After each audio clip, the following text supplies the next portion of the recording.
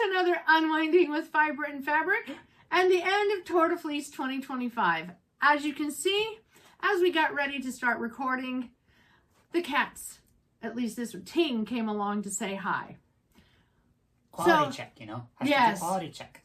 He's the director. So we're wrapping up Tour de Fleece 2025. We have our yarn haul to share with you. We did meet our goals. We do have some fiber he has one bunch of fiber that he hasn't spun. He's probably going to spin that over the next couple days as we get to the very end of Tour de Fleece Femmes. I have spun my fiber, including the last minute prep that I did and have the short videos that you can watch. I'm really thrilled with this one. In fact, my cats are pretty thrilled with it. I have now found this hank of yarn in the living room on the floor 3 times. And that's part of the reason we need to do this video today, is to share our haul so that we can start bagging up and storing this yarn, or using this yarn so the cats will stop dragging it around the house. That would be good, yes. That would be good. We also have a big announcement because we've had so much fun doing Tour de Fleece this year and recording these videos and recording this short little YouTube shorts that we've been recording. We've had fun, so we've decided we don't necessarily want all of this to end. Well, let's be truthful. We don't want it to end because we still have a lot of fleece that needs to be spun. Yes, we do. And one of the things that... Not just spun, we have a lot of fleece that needs to be washed. Well, and then there's also a fiber festival we want to go to to get some more fleece. So we found ourselves talking about the situation and also listening to a lot of the comments being made by others. One of the problems, we love Tour de Fleece. Absolutely love Tour de Fleece. But for us, Tour de Fleece happens during a very hot, humid time of the year. We've also heard others talking about how Tour de Fleece happens during, well, because it's during the summer. The people who like to garden and go on vacations, Tour de Fleece tends to happen at the wrong time of the year. Now, if we were in the other hemisphere, it'd be a little bit different. Because it would be cold. Yep. So one of the things that we've been talking about is it would be nice to do this spinning, this spin along during a time where we might be able to go outside and spin. It made me think back to the first, during the first time I started doing my videos, in which Tour de Fleece, because of the lockdown stuff, because of the pandemic, Tour de Fleece ended up having a part 1 and a part 2. And I loved the part 2 because that was a time when I really could go outside and get photos of the fall leaves, the changing of the colors. It was so much more enjoyable to be outside when the temperatures weren't quite as blistering as they can be in July. So when we were talking about this, and also, as I said, seeing what other people were talking about on this topic, we definitely want to continue supporting Tour de Fleece year in and year out. But wouldn't it be nice if we had another Fleece and Fiber spin along chat time share in October? And of course, years ago, we had something that was called Spinzilla, and we loved that. That was a week-long, intense, crazy intense spinning. And we don't want to do anything crazy and intense. No, I want this to be more of a casual thing. And we do know that there is something that the Hand Weavers Guild of America has a spinning and weaving week in October. I'm pretty sure it's about the same time Spinzilla would have been. And so we know that October does tend to kind of entice people into spinning a little bit. Mainly because most of us have bought a lot of fleece during the summer festivals. And you know, we're entering the holiday season in which you make stuff. Yeah, the big crafting season. Crafty season, yeah. So we were thinking, wouldn't it be nice if we had a Spuntober? But now Spuntober is already taken by those people who, you know, sit on a stationary bike and spin. Whereas we, on the other hand, aren't going to be doing that. We're going to want to sit at a wheel. But we also want to be able to wash our fleece and dye some more fleece and really have fun with the color and the crafting and maybe do some needle felting or other things that are fleece and fiber oriented. Or if he gets his sweater spin done by then, start knitting up some of the fleece. So we've decided to create, for our own benefit and for our friends out there who would like to join, Spuntober. Yes. So we're doing Spuntober. You can find it on Ravelry and you can find it on Facebook. We will have the hashtags. I'm sure there'll be a Spuntober hashtag on Instagram. Yep. We haven't yet moved into Discord, but we're thinking of creating a Discord as well. We will have to see how much we can moderate and monitor. But for right now, we've already opened up a Spuntober Ravelry group that you're more than welcome to join. And we have set it up with the idea in mind: chat, share, have a year-long experience if you'd like, a place to come back and post things, with some threads that will be dedicated to sharing the October progress, the spin along. This is going to be laid back. This is going to be whatever you want to make it in short. If you want to have a thread that you create just for your little group so they have a place to find it in the Spuntober, feel free. We are kind of setting it up a little bit like the way the Tour de Fleece is now on Ravelry, but with a lot less work, a lot less. Just it's a holding place. If you want to do a spin along in October, but you don't want to start a whole Ravelry group or any of that, come over to Spuntober. That's where we're going to be posting what we're doing. Are we open to doing like knit-alongs as well? Yes. So yes. Knit-alongs, weave-alongs, if that's a thing. Yes. Basically, all of this that we make, we have to do something with it. Yeah. So Spuntober is all about spinning our yarns, dealing with our fleeces, prepping, taking photos, sharing, and maybe knitting, because I have a feeling there'll be a lot of knitting. So yes, Spuntober is all about using your fiber, your yarns, and having fun, and having a time in which we can, again, share this camaraderie with each other and post pictures. So yeah, join us. It's I guess you'd say it's a make-along. Yeah. Yeah. It is a fiber-focused make-along. Because, yeah, I mean, we could even have fleece scouring alongs. Exactly. So, we've just decided to make a place for people to collect together, to join. And we've gone ahead and created the Facebook group as well, so that it's all connected right from the beginning. Yeah. You do not have to participate in both. You can participate in one, you can participate in both.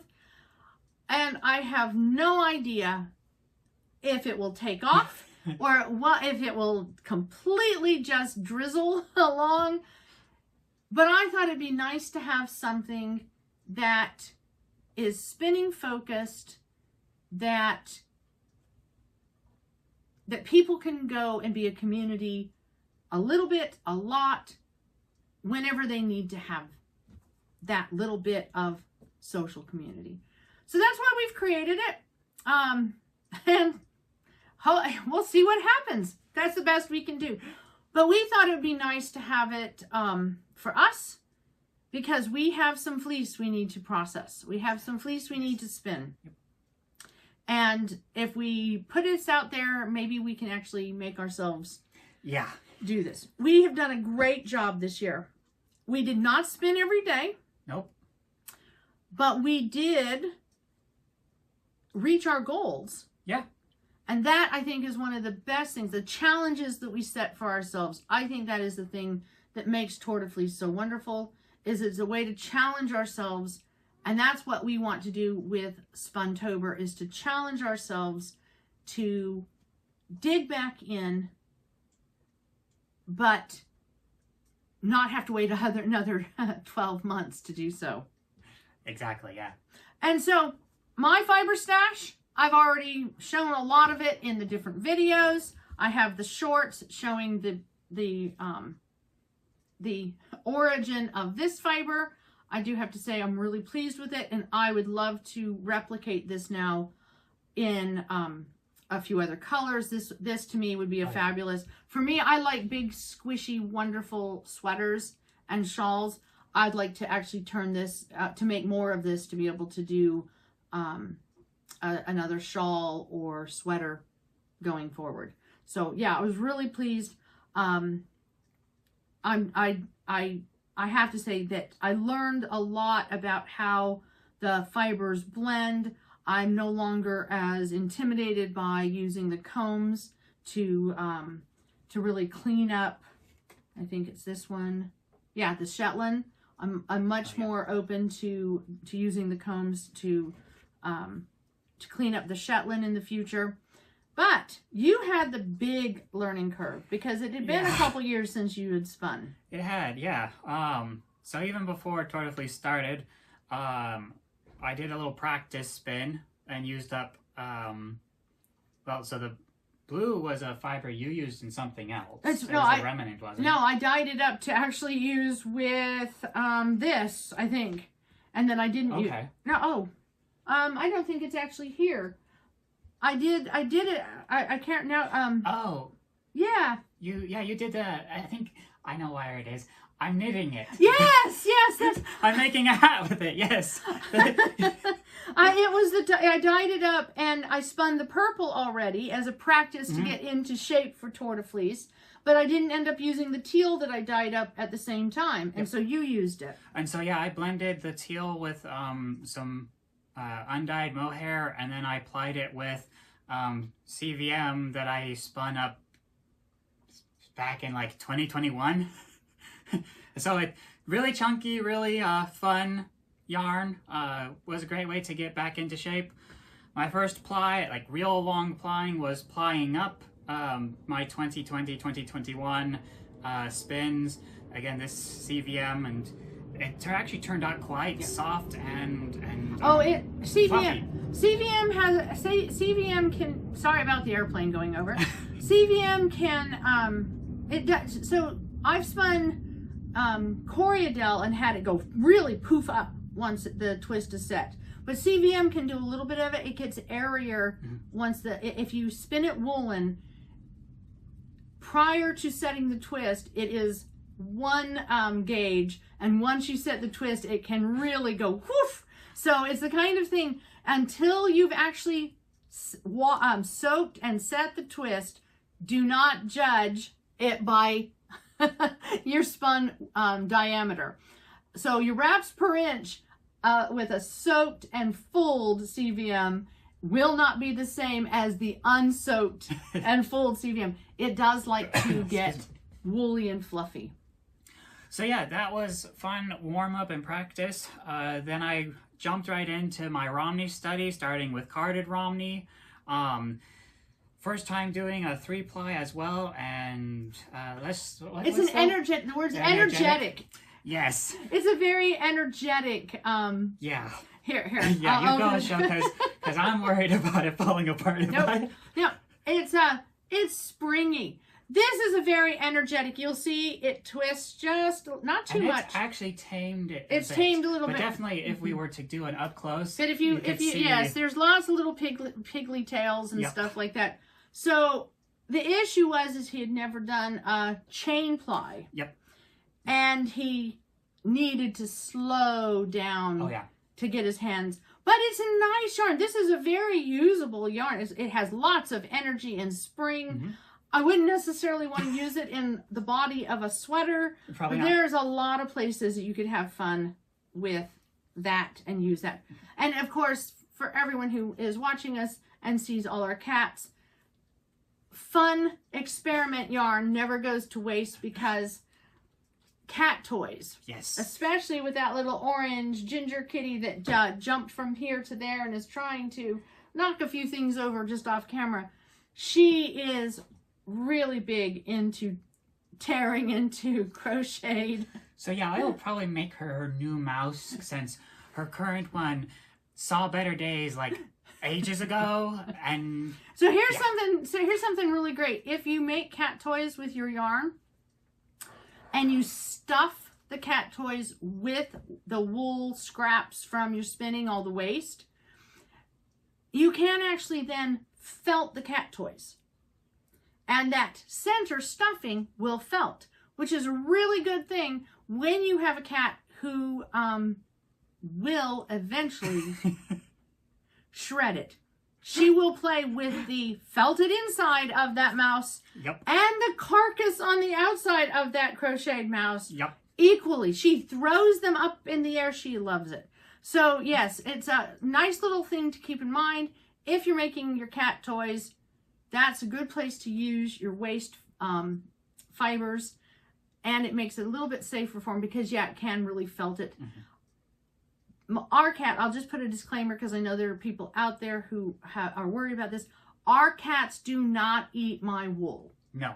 Our cats like to bathe in it and spit on it. Yep.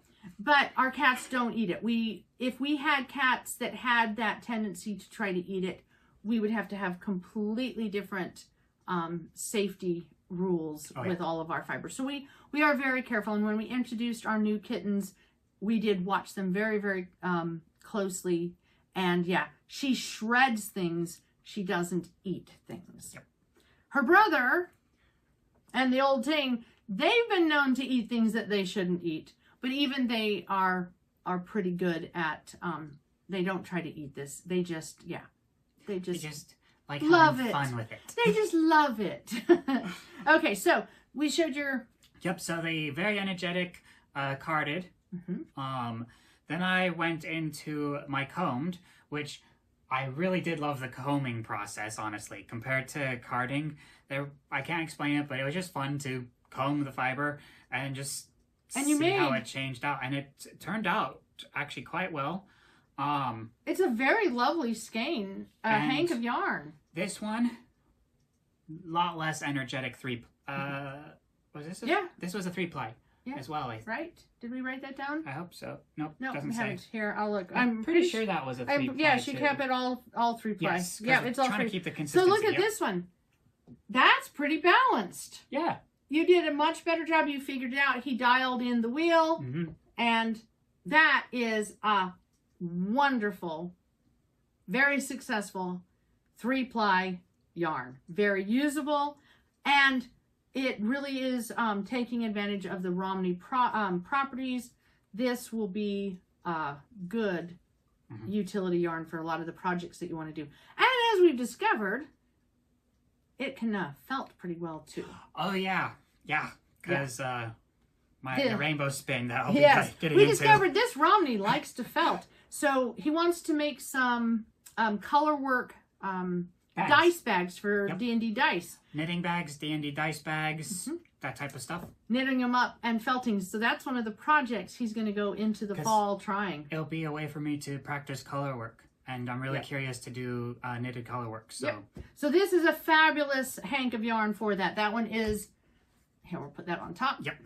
That one is definitely, that is a complete success. You like the combing, the nice smoothness, the cleanness of it, the spinning, all of it. Yeah, you really enjoyed it.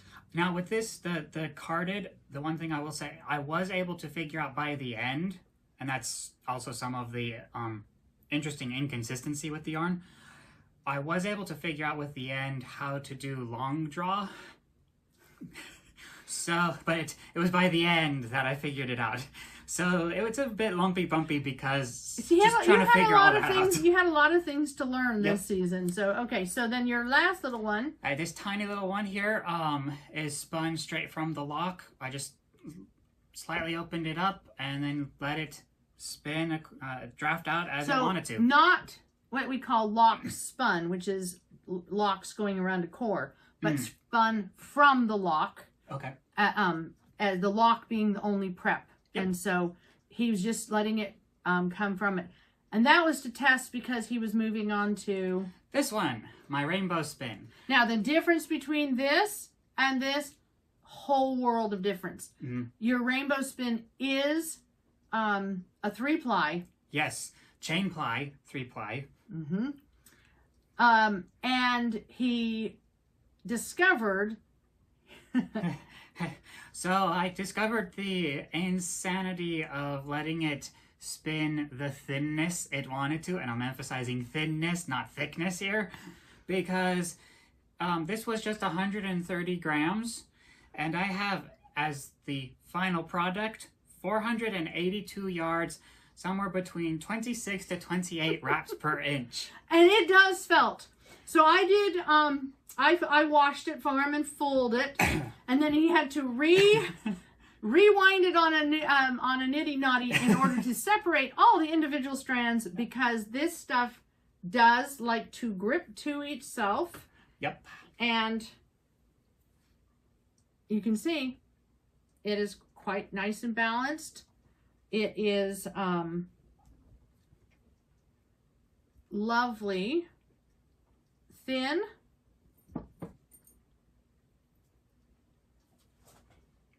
I know we're far away, but we can look at maybe adding a picture if you want. We can add. But the other thing is there's also video of him. We had a short of you doing it. But yes, he got into, right from the beginning, he started spinning it really, really thin. And he didn't realize that that was going to make it a long... Yeah, by about day 3 of just spinning, spinning, and spinning, I was kind of questioning my life decisions. But it is gorgeous, gorgeous. Yes. And this I'm actually planning to have as my first weaving project. We would show you, but it's kind of big and heavy. But right over here I have a warping board, and I'm learning how to warp for the first time. And then I'll be learning how to weave for the first time. He's warping with cotton warp, and then he'll do the weft with this. So this already has a project. Another reason we need to have this video recorded so that he can get onto the next thing he's learning. Yep. And then you had one more skein that... Yes, and this one was just a fun opportunity to try out different types of fiber. You had a little remnant that I received in one of the other previous Tour de Fleece gift that we gifted each other. It was a little gift I was given, and it was only 2 ounces of a merino braid. Yep. And so took that merino braid, which is all the red and orange tones, took the remnant of the blue CVM that we had, and some faux cashmere, just undyed faux cashmere.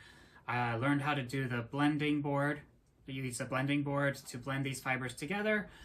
Created Puni, which was a learning opportunity in spinning from Puni. Yeah. And there you have it.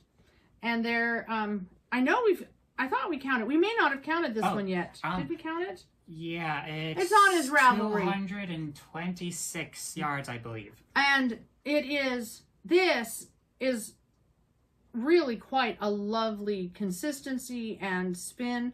So when we were talking about his sweater spin is going to be a combination of CVM and alpaca. Yep. I told him that this is not a bad gauge. He'd actually probably really enjoy knitting with this. Now, he'll enjoy knitting things up quickly if he spins this thickness rather than this. If he does this, he will be knitting on that sweater a lot longer. Which, you know what, that's okay. That's okay. As long as you don't spin that. No. I would say never again, but no promises. But that is actually a really interesting... This one has a little bit more twist. It's not quite as balanced. He, again, trying to figure out... I remember with this one. We have a wheels that's designated for plying, and I had used it and had it on my setting, and he didn't adjust it so that it was on his setting. So he put a little more twist in it. Yep. Then it would have been best for him. I can obviously chain ply a little faster than This he one does. wasn't chain ply. This one wasn't. This Oh, this was a this was just two-ply. a 2-ply, yeah. So either way, yeah, I think he needs to. I think he needs to slow down his plying a little bit, because I think that's where the issue comes. Yeah. Is that he was plying too quickly for his hands to keep up. Admittedly, I was trying to get it done before the end of the day. Yeah. So there was a little bit of a speed demon Yes. behavior anyways. Spinning when you're tired. Yeah. You can really change the way you're spinning. But Yeah. it was a very successful, very successful. Or turn around that way so they can see all the really pretty colors in the front.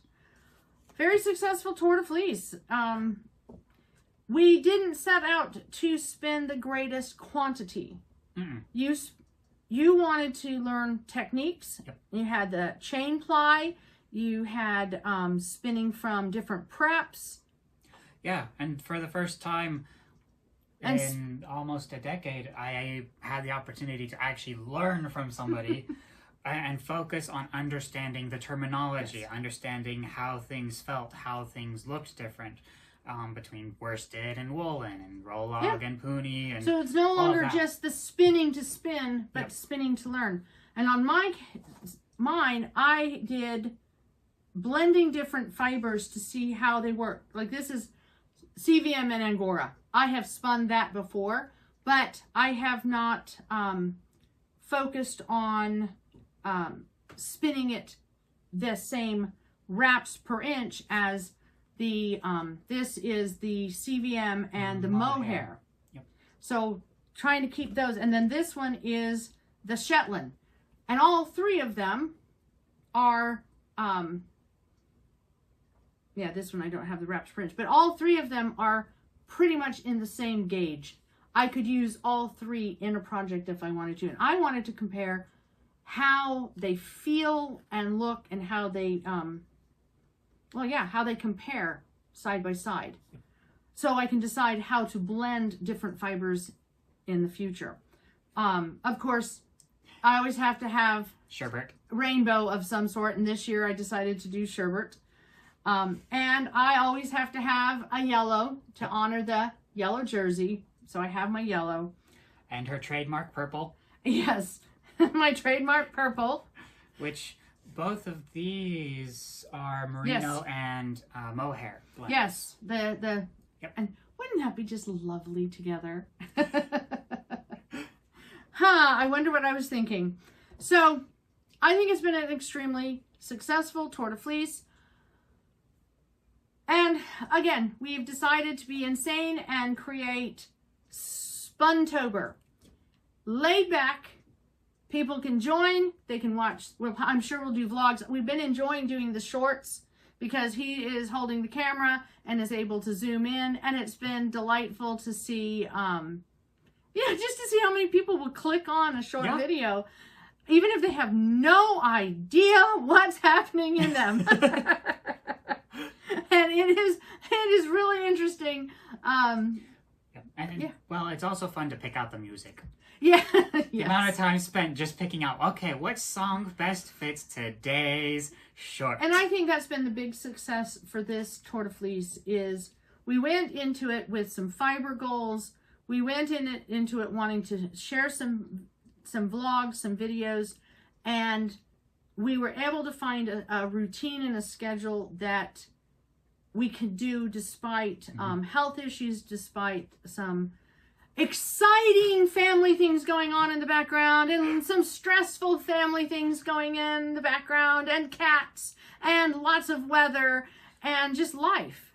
And we figured out a way to do it to where we could meet the obligations. I know I wanted to do a video upload yesterday and it just never got happened. We have a short video of you doing something. We have a short of me spinning this final one that just haven't been able to get uploaded. Yeah, and so the energy hasn't quite been there. But we've been able to otherwise meet our goals, meet our the things that we wanted to accomplish for ourselves and to share with you, the audience. And I think that's a success. So we'll put Spuntober out there. It's, if nothing else, a holding place for others to use, especially on Ravelry. If you're on Ravelry and you want to have somewhere that you and your group of 5 friends just come and hang out and chat virtually, feel free. That's what it is. It's a place that is, well, it's a place that's not associated to an event, a group, a store, yeah, or an actual fiber activity. Yeah, because it's not limited to just one craft, one focus. It's just what? It's enjoying your yarn, your stash, yeah, your fiber, the craft that we do with this, how we use it. And that's what we want, because we like to be able to share what we're doing, and we think maybe you'd like to share a little bit more of what you're doing. So whether you're on Ravelry or on Facebook and maybe on Discord, feel free. He's taking on a lot of the new reins of doing this. This has been a good thing as well. He's learning how to moderate and to administer and to create these things. In essence, passing on to a new generation the love and joy of our fiber crafts. All right, well, that's where we're going to wrap up. I hope you have enjoyed this Unwinding with Fiber and Fabric. And I hope that you're enjoying the last days of Tour de Fleece Femmes. If you have survived this long in the spinning journey, congratulations. Whether you made it a few days, all the days through the end, whether you spun every day or just every so often, whether all you did was knit up some of last year's Tour de Fleece, congratulations for making it to another Tour de Fleece, and thank you for joining us as we unwind with fiber and fabric. Until the next video, yep. Bye. Bye.